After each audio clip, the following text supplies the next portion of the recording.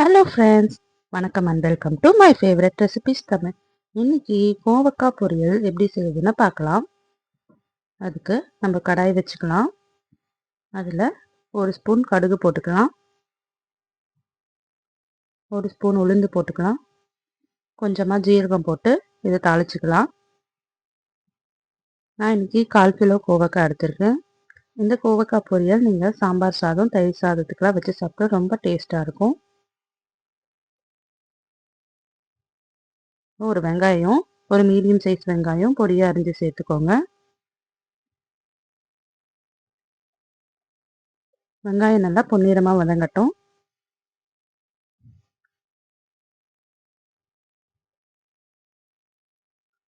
இது ஒரு 2 நிமிஷம் வதங்கின அப்புறமா நம்ம கோவக்காய் சேர்த்துக்கலாம். கோவக்காய் நான் இன்னைக்கு ரவுண்டாக கட் பண்ணிக்கிறேன். நீங்கள் நீல வாக்கில் கூட கட் பண்ணிக்கலாம்.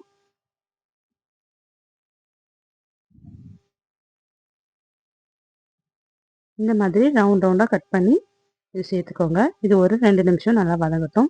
இதில் நம்ம தண்ணியெலாம் எதுவும் சேர்க்க போகிறதில்ல, அதனால் இது நல்லா வதங்கட்டும். ஒரு 2 நிமிஷம் இதில் வதங்கின அப்புறமா இதை மூடி போட்டு இதை அப்படியே வேக வைக்கலாம்.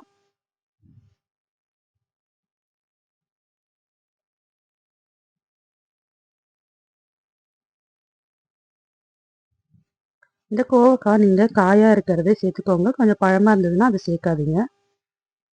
அதோட தோல் முத்தி இருக்கும், அதனால் அது மாதிரி சேர்த்தா அது வேகாது. ஸோ இப்போ நல்லா வதங்கிடுச்சு. இதில் நம்ம மசாலாலாம் சேர்த்துக்கலாம். இதில் ஒரு டேபிள் ஸ்பூன் மிளகாத்தூள் சேர்த்துக்கலாம். நான் இன்றைக்கி குழம்பு மிளகாத்தூள் சேர்த்துருக்கேன். நீங்கள் வேணும்னா தனி மிளகாத்தூள், தனியாத்தூள் கூட சேர்த்துக்கலாம். கொஞ்சமாக மஞ்சத்தூள், ஒரு டேபிள் ஸ்பூன் ஜீரகத்தூள் இது சேர்த்து இதை நல்லா வதக்கி விட்டுட்டு இதை மூடி போட்டு வேக வைக்கலாம். தண்ணி எதுவும் ஊற்ற தேவையில்லை, இதுலேயே நல்லா வெந்துடும். இதுக்கு தேவையான உப்பு சேர்த்துக்கலாம்.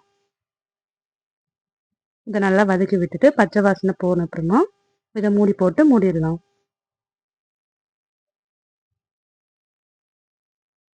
அவ்வளோதான், ஒரு 10 நிமிஷம் லோ ஃப்ளேமில் வச்சு எடுத்தோம்னா சுவையான கோவக்காய் பொரியல் ரெடி ஆயிடுச்சு பாருங்கள். நீங்களும் செஞ்சு பார்த்துட்டு எப்படி இருந்ததுன்னு கமெண்ட் பண்ணுங்கள். ரொம்ப டேஸ்ட்டாக இருக்கும். ஸோ தேங்க்யூ ஃபார் வாட்சிங்.